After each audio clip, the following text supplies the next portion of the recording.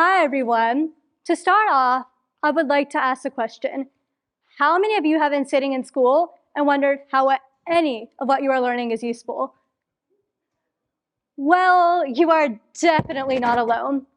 I was first introduced to the method of case study-based learning when I was around 8 years old and learned the fact that I have Turner syndrome, a rare genetic condition in which I am missing one X chromosome.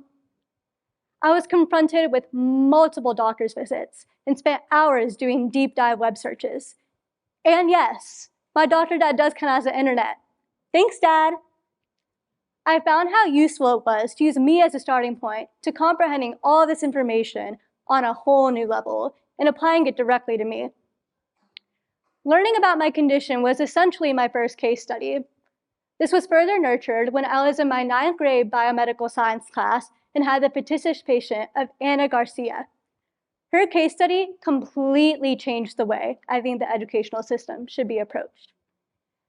At the beginning of the year, we were introduced to a college freshman who, gasp, mysteriously died in her college laboratory.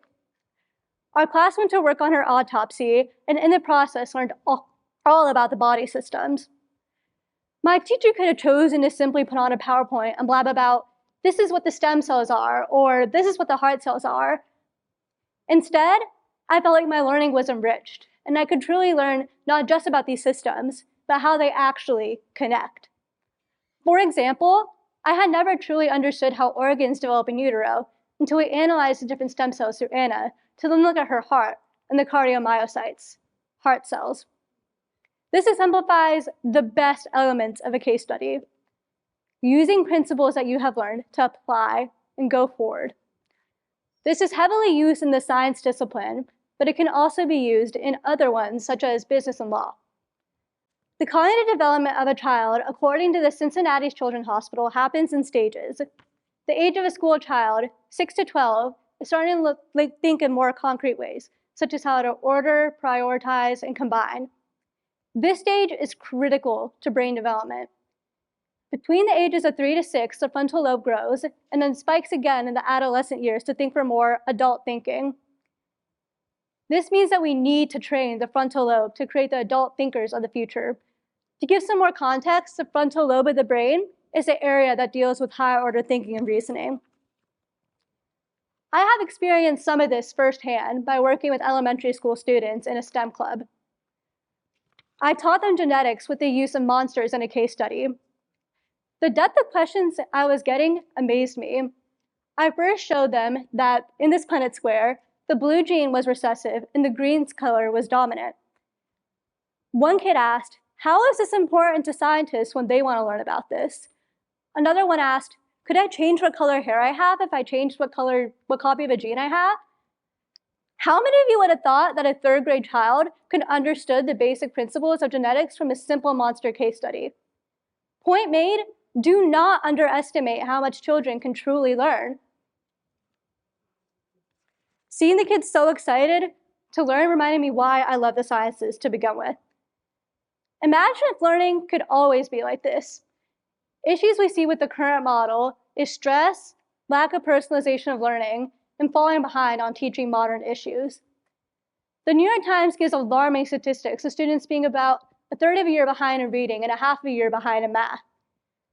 I believe that with case study-based learning, we can see a great turnaround in this by igniting kids' innate curiosity once they see how what they're learning is relevant, such as my exploration with Turner syndrome, the body systems with Anna Garcia, and the kids with the use of the genetics case study. You use case study-based learning on a daily basis, probably which is why I'm speaking about this to you to try to get this more used. Teachers using a story to aid in their lesson and get more conversation, yep, that definitely counts. Children can enhance their empathy skills by thinking of times where they may have felt the same way.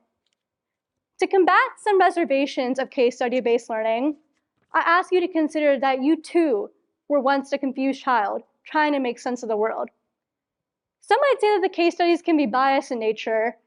However, isn't finding these biases what we need to raise kids who question? Case studies can also be subjective and only represent a small sample, but that's part of the beauty of this. Personalizing a child's learning to what they are learning will make the whole entire process go so much smoother. Funding for teachers to become competent with this type of learning is an issue we are facing as well. I proposed a solution of creating free educational resources made by teachers who are paid to understand this type of learning. Some of the ideas I'm proposing don't even need to be paid for with professional development. A simple tweak of a lesson plan can take a boring lesson to one that gets kids to feel the same way that I felt with Anna Garcia. Some of you may wonder what I imagine the future of the educational system would hold with this type of learning. A classroom with lots of educational resources, computers, and everything else is my dream.